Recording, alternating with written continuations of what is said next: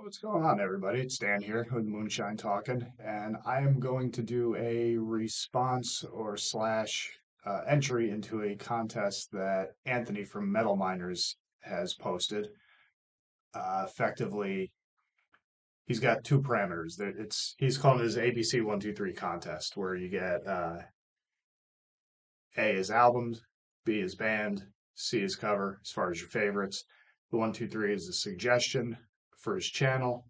Two is two bands that you want to see new material from, and three is three of your favorites from last year. Pretty simple. I guess the prize at the end of it, he's gonna toss somebody 100 bones, which is that's cool. But I'll be very honest with you. Anthony, I'm just doing this for fun. I'm not interested in winning the contest or anything. This just seemed like a fun thing to do, and I like your channel.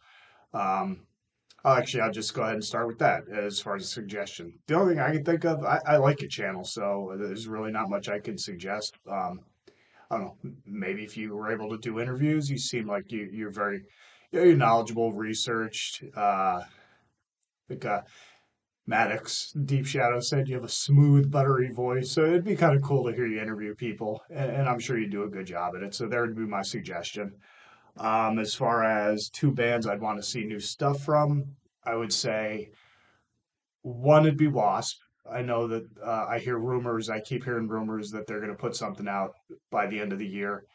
Wasp is one of my favorite bands of all time. That's not part of my list, but that's a band who I'd like to see new material from. Didn't get to see them when they toured here last time. By the time I finally committed to trying to get tickets, they were just way too expensive, and I was trying to treat a couple buddies of mine, and I wasn't about to spend that much money to go see them, so I had to miss out, which kind of sucks, and it's kind of was a pain in the ass, but other things happen for a reason. So that's a band I'd like to see, and then another band I'd like to see is probably I was kind of toiling over this a little bit between the Sword and Uncle Acid and the Deadbeats, but I'd probably go with the Sword. Sword are a good, excellent stoner rock band, hard rock, heavy metal band. They haven't put out new material in a while. Haven't seen them on tour. They've been on hiatus for quite some time. We're supposed to do a tour, supposed to come down here to Tampa, and then they didn't because all the shutdown shit happened, and that was pretty much the end of that. So we missed out on seeing them, me and a buddy of mine. So that would be that. Wasp and the Sword would be two bands I'd anticipate seeing new releases from. One of which is rumored, the other one is just fantasy booking. As far as three favorites from last year, I would go with number one. My number one pick from last year was Cryptopsies as Gamora Burns. Hopefully, you can see that pretty well. That one was killer. I said it before. I've never really been huge into Cryptopsy. I'm starting to get into them a little bit more. I heard their first two albums, they really didn't do much for me, but I started listening to them a little more and they're starting to grow on me a little bit. But I bought that one, heard it, and I was like, holy shit, this is friggin' awesome. And for it to beat Cannibal Corpse for me that's a big deal because Cannibal Corpse is another one of my favorite bands. They're top five that with no questions asked. But for them to beat that shows you how good I thought the album was. I just felt like it got more to the point than Cannibals did, so that's why it was better in my opinion. It just blasts its way through the whole thing, and it's awesome. Just a phenomenal album. I'm sure most of you have heard it, probably enjoy it yourselves. That was that. Number two, I would say, is Raven. All Hell's Breaking Loose. Just killer, old school heavy metal. Straightforward, no frills kind of thing. If you're familiar with Raven, you're familiar with their sound and their style. This doesn't let you down. So that's another good one. And I want to say it was like number. It was between 9 and 11. I can't remember off the top of my head. 9, 10, or 11, I think, is what I had it at.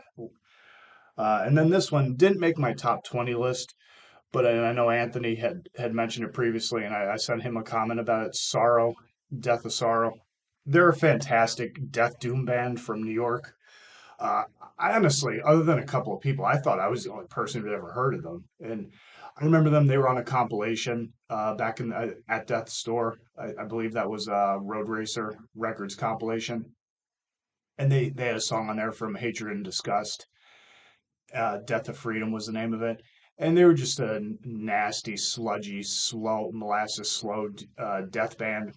So I really like that style. And then they finally came out with a new one, and I was like, "Holy shit, Sorrow's actually got something new." Technically, it's not new. It was released back then. It was released like a year or so. They had put it together a year or so after Hatred and Disgust came out, but they never released it. So it finally got released. Came out last year. I really enjoyed it, but it was the reason it didn't make my list was because there was so much good stuff that came out, and it was really hard to narrow it down to a lot of things. And plus, it was basically, it sounded so similar to Hatred and Disgust that it was kind of, even though, they're sticking to the formula and what have you, it's still kind of one of those things where it was like, okay, you guys really didn't deviate too much from your formula. You didn't even try to, not that experimentation is the be all end all, but yeah, every once in a while, trying to do something a little different because some of the songs were kind of, they were a bit derivative. They were kind of, you could hear elements of songs from Hatred and Disgust. So that was why I was like, oh, okay, you just kind of rehash riffs a little bit, and it kind of sounds like you just kind of repurpose certain things from the last album you did. And then it took forever for this one to come out. So that's kind of why it didn't make my, that's not kind of why, that's why it didn't make my top 20 list. So those are three good ones from 2023. Check them out if you haven't already. If you have, let me know what you think. So that was that. As far as favorite albums and bands, uh, I'm gonna cheat just a little bit. Give me 1 second. I'm getting ready to work out in a minute here. I figured I'd bang this out, then bang out the weights, and then head to work. But as far as favorite bands and favorite albums, uh, this is where I'm gonna cheat a little bit. This is a compilation from way, way, way back in the day. Hopefully, focus in a little bit. You can see it. Yeah, there we go.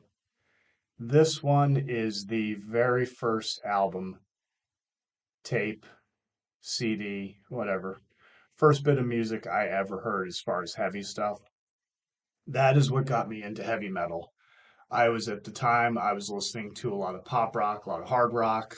I got this for Christmas. And the very first thing I heard was Hook and Mouth by Megadeth, and that pretty much says it all. Uh, this has stuck with me forever. The thing still plays. Yeah, I listen to it occasionally, but that is the album that got me into heavy metal and kind of started me down the path of listening to heavier and heavier music, so on and so forth, yada yada. So that one is really, that was key to me getting into metal. So that's why I put that on there as far as my favorite albums. Not so much my favorite band, but work with me here. Then I would have to say this one, Danzig 3, How the Gods Kill. This one's just a fantastic album. It's one of Danzig's best. Probably, in my opinion, the best one. Second to the self-titled. Just the whole thing is awesome. Godless, anything, How the Gods Kill. Even Bodies, which wasn't my favorite song on the album. It's still really good. The whole thing is just a phenomenal listen. Can't go wrong with it. His bluesy evil Elvis vocals are tremendous on it. John Christ, his guitar is amazing. It's very very unique and definitely was very influential in forming my opinions on music and what I liked and didn't like and all that. So that's that one. And then finally, I would say this one, Morbid Angel, Blessed Are the Sick.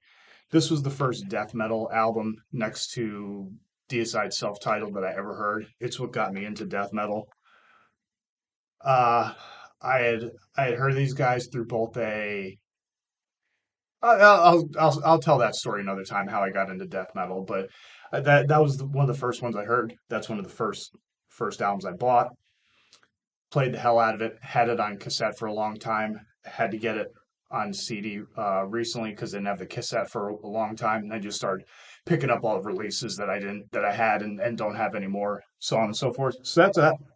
And then as far as album covers, because I'm trying to burn through this real quick, Iced Earth, The Dark Saga. That's a tremendous album. It's basically, I'm sure most of you know, they did a Spawn concept album, Spawn, the comic book character.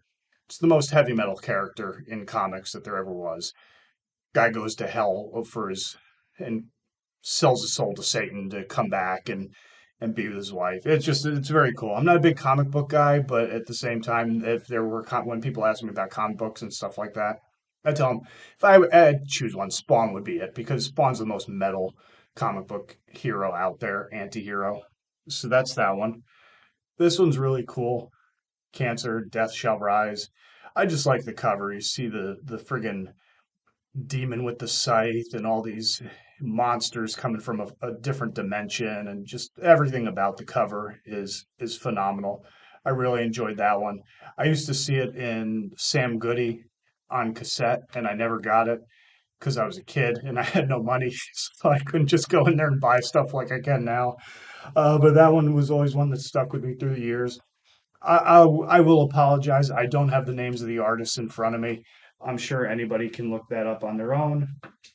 And then finally, I would say this one, Buzz Oven Soar. Just take a look at that. There's so much going on there. It's just fantastic. It's trippy and evil and twisted. Everything about it is fantastic. I can't really. And the album itself, it's sludge, noise core. I don't know what else you describe it as, but that's another great album. I've mentioned it a couple times recently, especially in my last review on Iron Monkey. But yeah, if you've never heard of Buzz Oven or aren't too familiar with them, I would check them out. That's a good place to start. At a Loss is another good one, but they're really good. And yes, that's that. That's pretty much. I think I covered all the parameters of the contest. Good luck to everybody involved. Anthony, this was a cool idea. Matter of fact, it had so many awesome album covers that I was trying to pick between. I think I might actually do a video on some of my favorite album covers. So you inspired me. You've been my muse in this particular situation to come up with something else that might be fun and entertaining. So that's that. Anthony, thank you. Congrats on the 1K subs. Your channel's definitely worth it. You and Cody, you definitely have a good channel. Uh, Good luck to once again to everybody else involved. And again, I'm not really worried about winning. It's not really a concern of mine. I just thought this was fun to do, and I felt like participating. So yeah, there you go. There's my entry. All right, I am gonna get after it in a second here, and I will talk to all of you soon. I will see you down the road. Later.